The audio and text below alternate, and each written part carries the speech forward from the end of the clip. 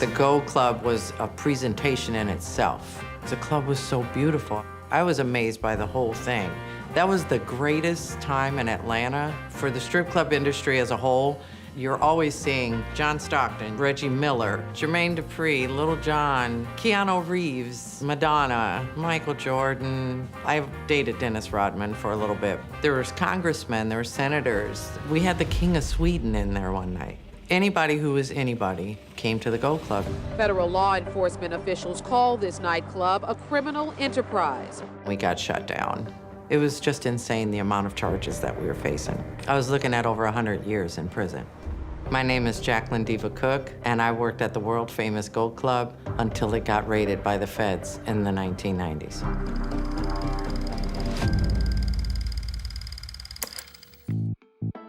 What brought me to Atlanta? I went down to visit my fiance, but before I left, my girlfriend and I were talking. There's this book back then called The Entertainment Guide, and the Go Club was always on the front cover every freaking month. We would hear these stories about girls that would go down and get a job there, and they were making so much money, and it was glamorous, and I was already a topless dancer. Learning of the Go Club and already in it, you're thinking, see, this could better my life. I just was like, I want to do that.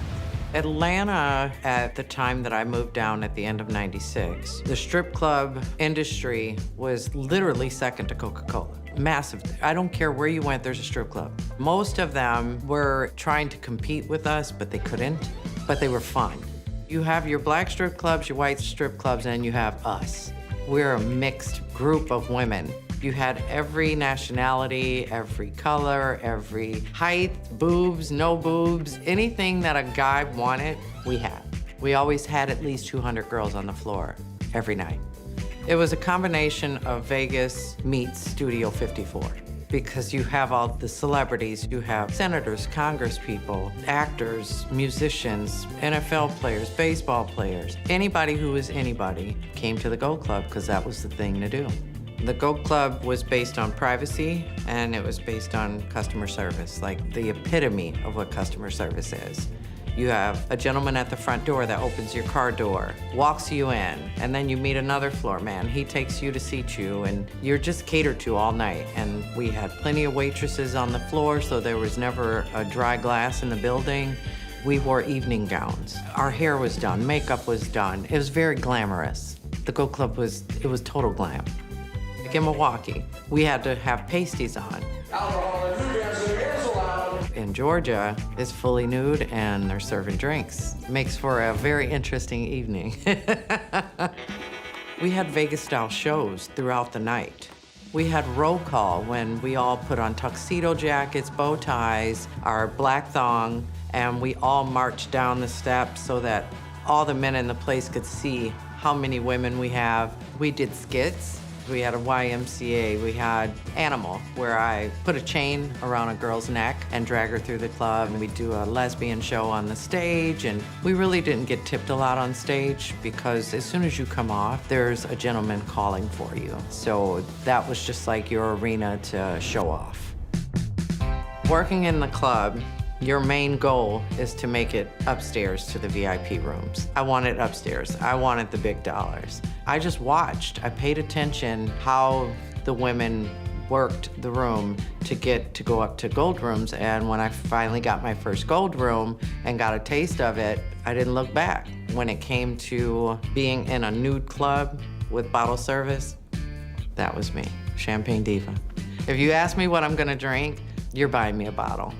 I would act like I'm giving the champagne bottle a blowjob and pull it out of my mouth and pop the cork off of it, and it was lodged right there in my teeth, and I'd spit it out. And the guys were like, oh my God, get another bottle. I want to see her do that again. I sold a lot of champagne.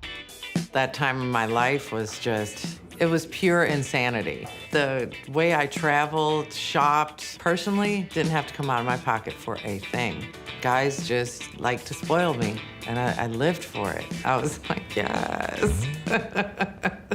I had a guy, I had no idea this was gonna be the best night I've ever had. He came in town, he was an oil tycoon from Texas, and he used to come and see me every 3 months. He had his crew with him. We were all in Gold Room 7.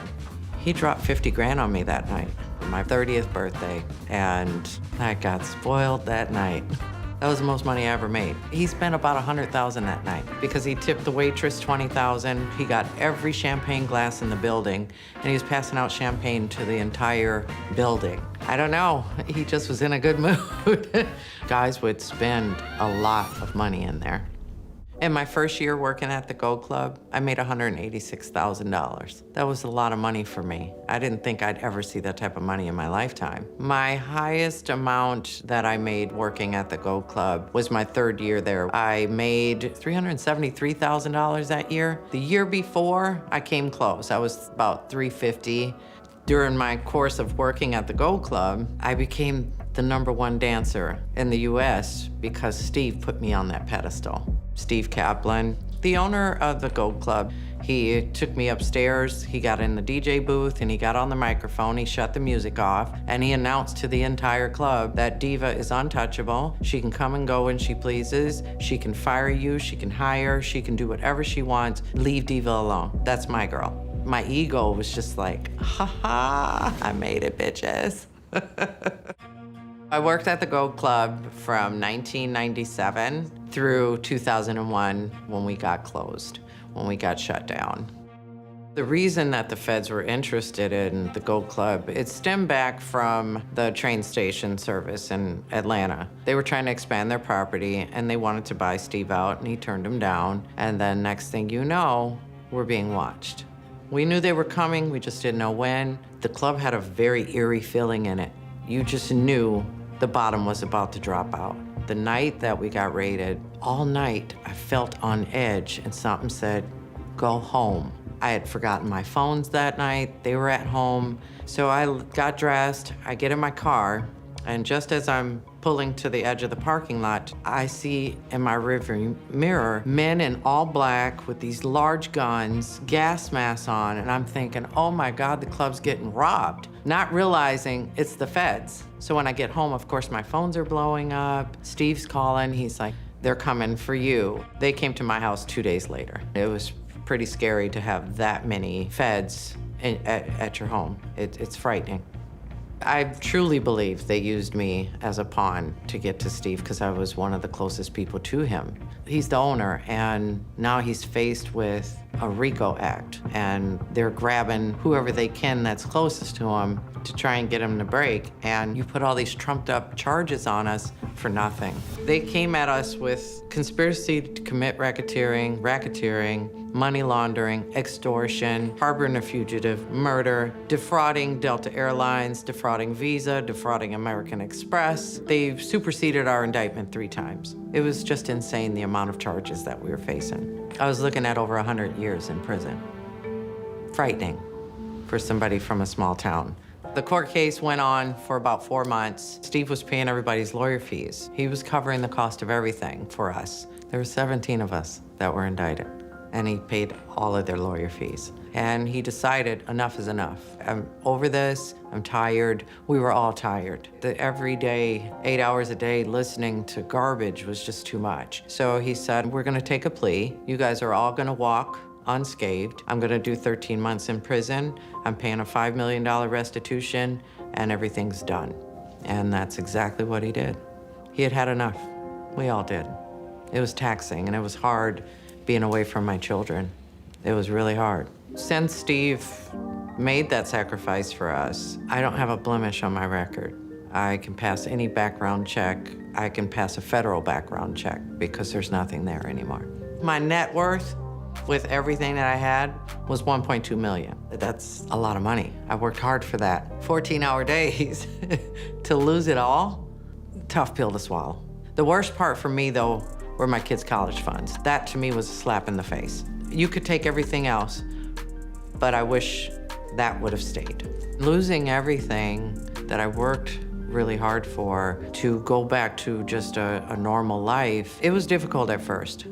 I struggled with it. And people would ask me all the time, like, how do you go from jet setting and taking vacations, going to Vegas all the time? How do you go from that to not? And not having the means to do it the way you did. You just have to adjust your life. It is what it is. You can't get it back right then, so You just change how you do things. It's been a great ride. I can't complain. I've lived the life that most people only dream of, let alone getting out there to be able to do it. So I'm grateful for that experience. There will never be another Gold Club ever in existence. It just won't happen. The way things are now with social media, with the internet, and especially with camera phones, there's no privacy. And the level that the Gold Club was on, no, you're never gonna find that again. It'll never happen.